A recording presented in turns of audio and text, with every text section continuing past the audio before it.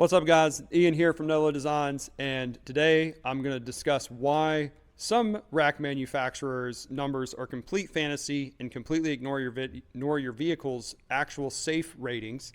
And we're going to load up this Katana rack system behind me to show you what safe actually looks like and give you some information about static and dynamic loads. That way you can better understand the roof rack that you end up purchasing. Hey guys, I'm going to interrupt the video real quick and just let you know that if you're more of a whiteboard person and you want to see numbers written down and have them discussed, jump to halfway in the video. If not, enjoy the video. I hope it brings you value and enjoy. All right guys, so standing next to the Pilot and want to give you guys just a brief rundown of why you need to know your numbers when you're looking at racks. So there are some companies that claim 625 pounds is a safe driving weight. And if you go into your manual, it's nowhere near 625 pounds. It's actually 165 pounds. And I can't tell you why Honda picked that number, but I do know that all of the racks that I've seen on the market use the M8 studs that are in the rain gutter. Is vehicle payload, and why does vehicle payload matter? And so you might ask yourself, hey, what's vehicle payload? All right, vehicle payload is everything you can stick on your car, all the gear you can load in the back for your trip camping, skid plates, roof racks, all the things, even your personal self here, because you're probably not going to go on the adventure not be in your car. That'll be hard. So payload is everything put together. And so for the Pilot Trail Sport setup here, it's 1,173 pounds. That's the max payload. So that's your gear, all the stuff we just talked about. And then, so some manufacturers claim that the roof rack is safe to drive around with 625 pounds on it. And all the documentation from Honda says 165 pounds. So I'm going to show you what 165 pounds on your roof rack actually looks like, and give you guys some other pointers that can help you better understand rack load ratings, and then we'll take it from there. All right, guys. So as you can see, I'm up here hanging out on the rack, and I'm just sitting. We're not driving, and I'm not moving anywhere. So this would be static. All right, guys.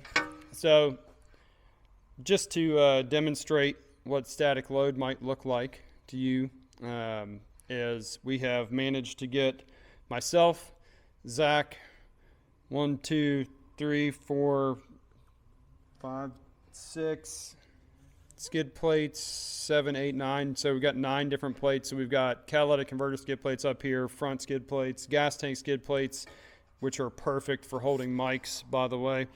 And so either way, though, the point being here is between all of this, as it sits right now, we have just over 700 pounds on the rack, and we're parked, which is more than we claim it can handle, but it does just fine because you're parked, and that's where you're inside. We want to make sure that the numbers that we're giving you are safe, and that's something that I can't really express enough with how we rate the rack. We also did a lot of third-party validation through ANSYS software for the rack as well to make sure that it was safe for your vehicle. Now we got the weight off of it. We'll have to figure out a good dynamic load test. Show you guys what dynamic looks like. Jumping. There's going to be all kinds of stuff happening. Like, you really got to remember, you don't know what kind of load. Oh no, we're never going to be able to get down. Oh, no. The door's shut. But either way, so that is dynamic load. So when you see a dynamic load number, that's the 165 pounds that Honda's rated to. That's the number that we rate to. The rack legs are the quintessential part to keeping your rack stable on your vehicle, to sustain load, and to be able to basically make it usable without having to worry about things going sideways. So what we do is we actually call it our diamond load system, and the way it's set up is you have an inboard leg in the rear, we have a vertical leg in the middle, and an inboard leg at the front. And so what that's doing is creating a small angular difference across the side panel So that way this is almost like trussed on the side. And then because of that for that same reason, it's also trussed going across. So we call our bars that have the legs, we call those our main load bars. And those give us the capability to push the weight down and into the vehicle. It's the ability to where we don't have to add multiple layers of aluminum on the side, multiple side panels to try and stiffen it or create anything like that because of the way that the legs are structured. And you can't quite see, but there's a little bit of orange way up here at the front. And so we're going to talk about that next. To the front of the roof rack, and the reason that this part up here even exists at all is because we wanted to improve the stability of this front section of the roof rack. And because there's only a mounting point back here, you can't get further forward. Now, some people might say, well, hey, why don't you do what some of the other brands do and just fold this top edge over?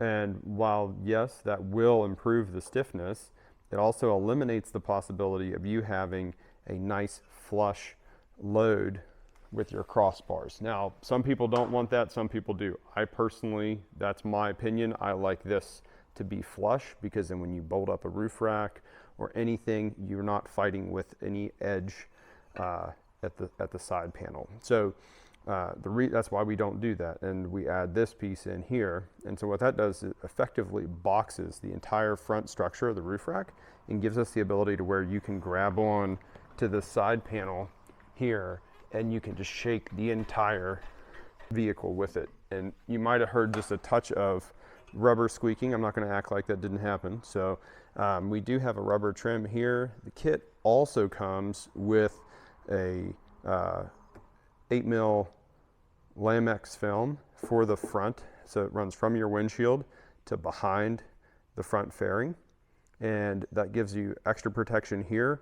The kit also includes a small tube of anti-seize, which, despite us providing black stainless steel hardware, there is still such a thing as dissimilar metals. What can happen is that these can get galded in here, and you won't be able to get your bolt out and you'll break your bolt. And we don't want that to happen. And so we provide that as well as part of the system. So really trying to bring a complete whole points here and here for our rear window MOLLE panel that you can add to this as well. So either way, those are some of the things that make this rack super unique and very different from the competition. All right, guys, so we are running Toyo Open Country RT Trail tires. We are doing 70 miles an hour, and I'm going to go ahead and let you guys see the dB meter while we're driving along here.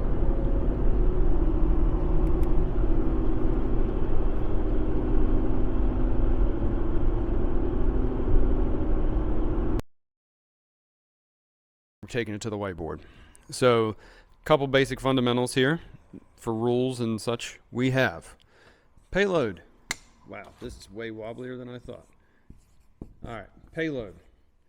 Get some terms right, that way we know what we're talking about. Payload is all the things in the car, so all the weight you can add. All you can add to the car.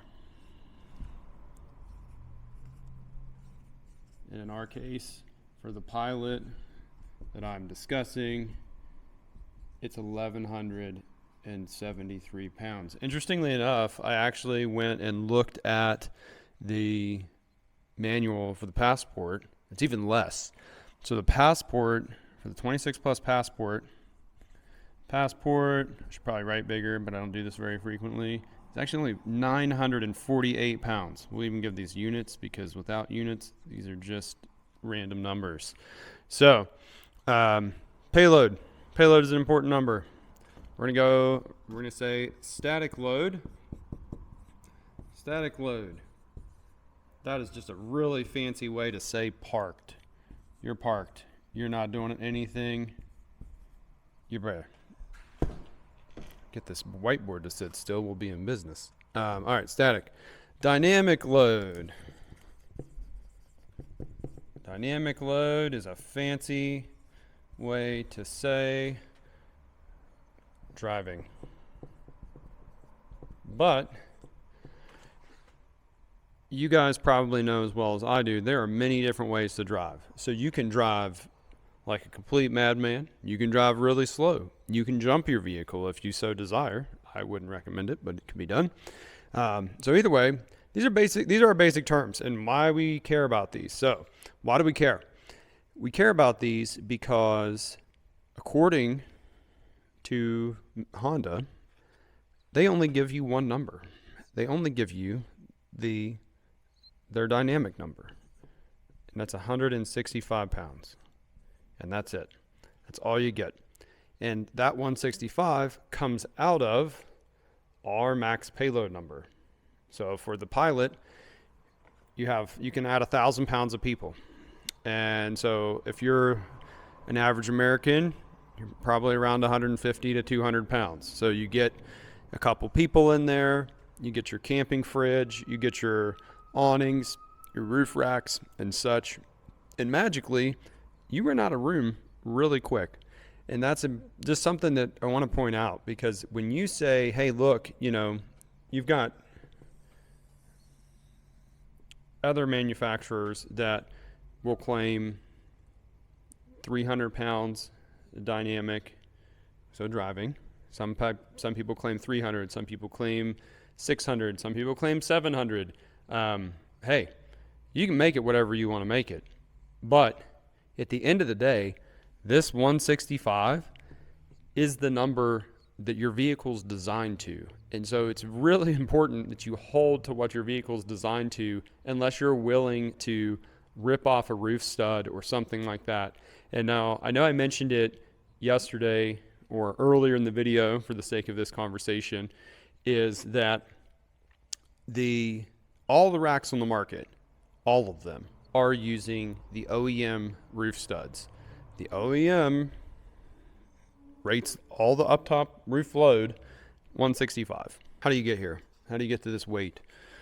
Let's do that. Let's break it down. Clear this off. Because the eraser doesn't make its own noises, we have to add noises. It's a requirement. Okay, so you've got 165 pounds. Let's just add up stuff that's on the roof. So you only get 165 pounds. Per Honda, we get 165 pounds to have fun with, which I admit, not a ton. But I'm sure this number probably is rated to handle a lot of stuff. So let's say we want an awning. We want a 270 awning. We want the biggest, baddest 270 awning we can get. Okay, that's between 70 and 80 pounds, just out of the gate. We just lost that to the awning. So minus that. Now, you want to get a rooftop tent. Okay, great. Well, rooftop tent, depending on which one you pick, you're looking between 90 and probably another 180 pounds. Now, as you can see, I don't necessarily recommend going for the 180 model, but it might be really comfortable. I don't know. Or you want a shower awning, because I'll admit it, on multi-day trips, being able to take a shower is amazing. So let's say I want a shower awning. I honestly don't know what a shower awning weighs. I'm going to say it's 30 pounds for sake of conversation. We'll do 35 because I think it's probably between 35 and 40, or 30 and 40 pounds. Okay, so right now, if you add up the smallest numbers that we've got on here, you are at 195 pounds. So we're now 30 pounds over. Now, is that are we over by a lot? No. Can our rack handle it? Sure. Is your vehicle rated for it? No, it's not. So, at that point, you're like, okay, well, maybe I need to reconsider what I'm building. And you can look it back and say, okay, hey, maybe if I go with maybe instead of a 270 awning, 270 awning over here. So maybe we don't do a 270 awning. Maybe we do a really nice 180 because we have a hatchback and it works out well. Well, you can score a nice 180 for. I don't have any more else to write, so we're going to take this out here. We're going to make. I think 180s can probably be somewhere in the order of, say, 180 or 270. That way, there's like some information here that makes sense. And ultimately. So now we saved ourselves 10 pounds. So that's great. So we're down to 185. And you're like, okay, well, what's 185? So 185. So we're still 20 pounds over. That's a lot closer, though, because we're not that over by very much. If you don't want to take a shower awning, let's say you ditch your shower awning and you decide to move that into like a shower tent, ta-da, gone. Still counts against your maximum payload for your vehicle, doesn't count against your rack numbers. So now we just lop that off. Man, that's a huge win. We could have anywhere, so now we have anywhere from 150 up there, which is inside our safe limit, all the way up to, you could have 260 up there if you really wanted to, but now you're 100 pounds over what Honda suggests you have on the roof, which means in maybe an extreme braking condition or a completely unseen cross stench on a night run, you might well exceed the rating. It's possible. So either way, I just want to show you guys all this so that way you understand that, yes, our numbers might be lower than other people's numbers, but there's no smoke and mirrors in these numbers. These numbers are 100% what you need to be mindful of because it's just the vehicle that you have. All right, guys, well, that's it for this video. Thank you so much for watching to this point. Hopefully you were able to get some information, learn a thing or two, and help you better understand all these ratings and numbers, and hopefully that'll help you guys make good decisions for your build. That way you can keep your vehicle inside its safe operating limit, make the most of your trips, and continue to get great performance from your Honda. And if you need anything else or have questions about racks or anything like that, obviously feel free to reach out, comment below, let me know, and look forward to hearing from you guys. Big boy jump. Free Willy. No. Ain't that big, brother. Hey, you started it, all right? You're the one making all the fat jokes. I just got involved.